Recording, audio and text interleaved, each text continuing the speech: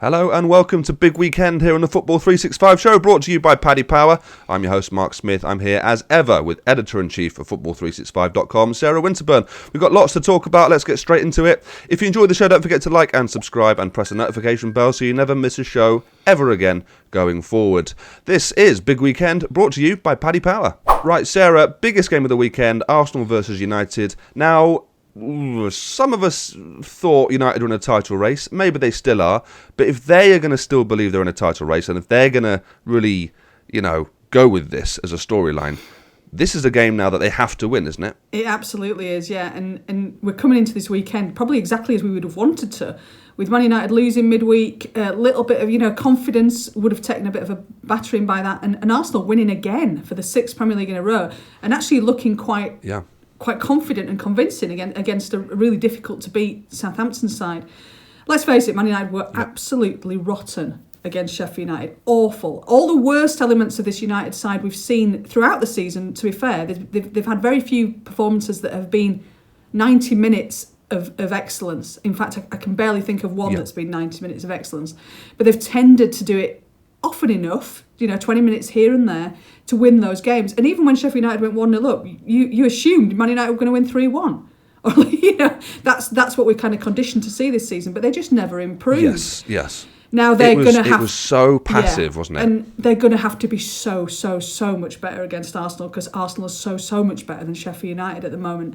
And, Arsenal will have watched that and thought, hello, this could be fun, because that But is that not the point, though? Is that not the issue here, that United can raise the game a little bit for the bigger matches, the bigger teams, whereas Sheffield United, no one mentioned that game because it was such an obvious home win. No one talked about it. Is that not the issue? I think Man United have raised their game generally, but I'm not sure they've played. They've not often played a team that are coming into it with probably more confidence than they have. And United will look at that game on Wednesday night and wonder what the hell went wrong. Now, there was a lot of changes. I understand that the defence was changed a lot, but this is a United side that does operate on very small margins. They don't dominate games. They don't blow teams away.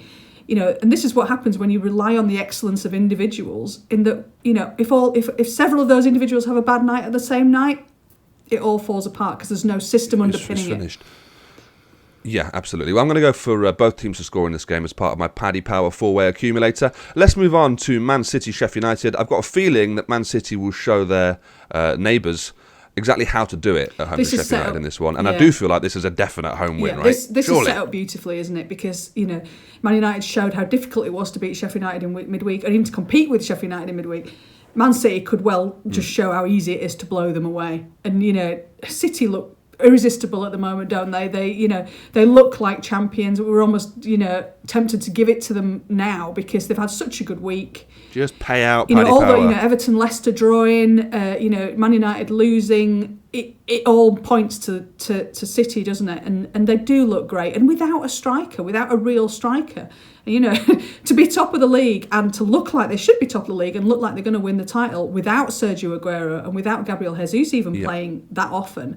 It's astonishing, the form of... And without the best player in the league as well, without De Bruyne at the moment. But then, you don't worry too much because then you see that Bernardo Silva's coming into form, and then you see, the tactical tweak that's put Ilkay Gundogan further up the pitch, and he's scoring goals. And you kind of look at that team and go, oh, actually, without Aguero, without De Bruyne, they still look like the best team in the league. We should talk about Sheffield United. We've involved in both these first two games we're talking about. They were fantastic against United, weren't they? They have obviously still got some real pride in that side, and they still are playing for Chris Wilder. Is there any hope? Is there any chance they can get out of this? They're 10 points off safety. I don't think they can get out of it. I think they're beyond. But what we are seeing, and what we saw on Wednesday night was a performance that reminded you that these are players who are still playing for the manager, and the manager still has a plan. And they're sort of similar to Man United in some ways because they operate on really small margins as well. Man United win games by a goal, Sheffield United lose games by a goal, and all it took was a little switch in that to create that result. And I don't think Sheffield United can do that enough times. I don't think they can score enough goals to stay up, but they're managing to do what we kind of said that they needed to do, which is sort of retain some pride. And so that does, absolutely, and so they can go into next season with a bit of like, do you know what, we can go up again. And when you see a performance like that, you think, well, of course they can. Yeah, why not? Right, let's talk about Chelsea versus Burnley. Thomas Tuchel had his first game midweek. Really poor, dour 0-0 draw at home with Wolves. Home to Burnley, though, this is a good opportunity, isn't it? It is. Burnley won't sit as deep as Wolves do. I mean, everyone thinks about Burnley as this ultra-defensive side. You know, that back four will sit deep, that back two will sit deep. They won't do what Wolves did. That's not how they play. They always leave two up top. They always look for that quick break. So they won't face that sort of bank of sort of 10 players that Chelsea did. Now, that was poor from Chelsea. It really was. But, he's had one training session. He obviously went for experience. What we saw was this very, the essence of sterile possession, wasn't it? Passing it back and forth and back and forth. It was so infuriating to watch as a neutral, never mind a Chelsea fan.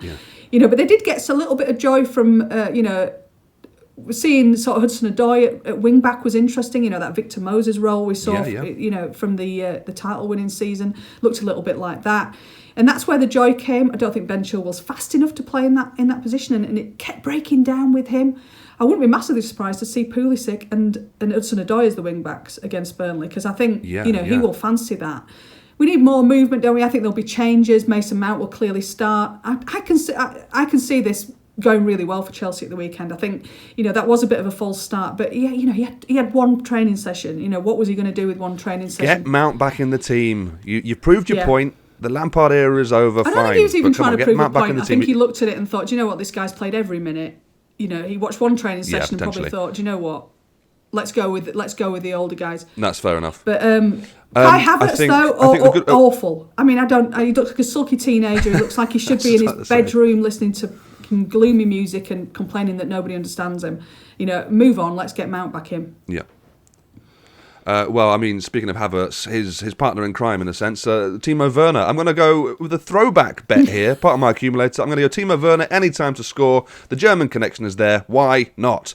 Right, let's move on. West Brom versus Fulham. Probably the least glamorous game of the weekend, but in a lot of ways, the most important relatively to where they are. Yeah, definitely. I mean, the West Brom now have got 2 games against 2 teams around them, and my God, they need to not just get. I'm not going to say they're going to need to get something out of them. They need to win them.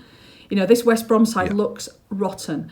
We all thought Sam Allardyce was coming and would give them a better chance. He's actually made them much worse. And as I noted, it's like there hasn't even been a noise around them as there is as player. Usually you get Sam Allardyce takes over a team and all the players go, "Oh God, it's brilliant to work with Sam. He's done this and he's done that, and this is great." Yeah, none of that. There's been none of that. There's no noise from it. There's no sense that there's any corner being turned whatsoever. Now, better teams than West Brom will get battered by Man City. But they've been battered over and over again. And, conceding, I think it's 22 goals in 7 games under Allardyce, awful. The one good thing is they're playing Fulham this weekend and Fulham can't score. So Fulham can't score and they won't score. I think this will be under 2.5 goals as part of the accumulator. You know what? It sounds harsh to say this, but this has got, 0-0 or maybe a 1-0 written all over it. It's not going to be an entertaining one. But this is what the Premier League's about, isn't it? It's these games. And for me, it's a 6-pointer. It's one of the first 6-pointers of the season so far. And it feels like for West Brom, certainly, the next 4 or 5 games are like that. It's a 6-pointer and they'll both get 1 each. That's what we're saying, isn't it? Which will ultimately be no good for either of them. But, but West Brom, they might well keep a clean sheet at the weekend and declare it as a bit of a signpost in the road that they're getting better. But actually, it'll just mean they're probably both going down. Yeah, nice positive stuff. Right, Southampton Villa. I think this might be the game I'm looking forward to most this weekend. This is 2 teams that like to play good football. They both have individuals that I love. Jack Grealish, I can't talk about him anymore on the show. It's becoming embarrassing. But this one should be good. Ollie Watkins, for me, looks like he's turning into the real deal, essentially. Yeah, the good thing about Ollie Watkins is he had that little patch where he didn't score, but his overall contribution never went down and never looked like he'd lost his confidence. Sometimes strikers, we saw Anthony Martial for Man United midweek. Sometimes they lose their confidence and they have a little patch where, and you can see it. They're scared of doing anything. They're scared of that 5-yard pass. They're scared of making that run because they think they're going to get it wrong. It feels all so fragile. With Ollie Watkins, it never did. Even when they weren't scoring, even when he wasn't scoring. Villa were playing well, and he was enabling those other players around him. And he was still missing chances, crucially. He was still getting into he was positions. still backing himself to it's a terrible cliche about backing yourself to score, but that's exactly what you need to do as a striker. You need to do everything that you did before, and then one of them will go in, and then you just carry. Don't change things. That's the key, I think. Don't change the way that you play. It's kind of just keep doing it, and that's what we saw from Ollie Watkins. This does look a really good game. Two sort of teams that are on the face of it mid-table. So, you look at the table, you might think this doesn't look a great game, but actually, like you said, both teams who like to play good football. Southampton's pressing game could really suit this game because, Villa will want to sort of do those little, the way that Grealish and Barkley and Traore play. Will they have time to do that? And certainly Grealish won't have time. He's going to have 2 Saints players on him the second he gets the ball, and that could create some really good football. Yes. Yeah, absolutely. Also, Southampton, I'm not sure if Vestergaard's back for this one, but I just feel like they're a solid unit. They all understand each other's game. There's no players in there that are big egos, I don't think. I mean, obviously I don't see behind the scenes, but it doesn't feel like there's any big egos there. They just feel like a good team with some outstanding individuals.